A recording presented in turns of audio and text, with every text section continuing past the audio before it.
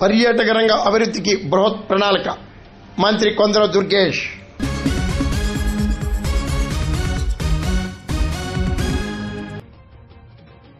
రాష్ట్రంలో పర్యాటక రంగ అభివృద్ధికి బృహత్ ప్రణాళిక చేపట్టినట్లు రాష్ట్ర మంత్రి కొందర దుర్గేష్ తెలిపారు.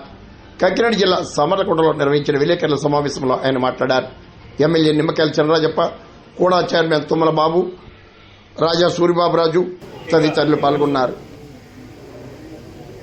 పర్యాటక శాఖని అభివృద్ధి చేయడానికి అనేక రకాలైన ప్రయత్నాలు మనం చేస్తున్నటువంటి సందర్భం.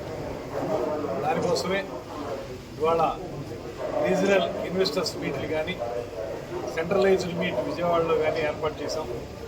దాంట్లో భాగంగా ఈ మధ్యకాలంలో 2-3 రోజుల క్రితం విశాఖపట్నంలో ఏర్పాటు చేసినటువంటి ఇన్వెస్టర్స్ మీట్లో రమారమి 8 MOUలు కూడా చేసుకోవడం జరిగింది.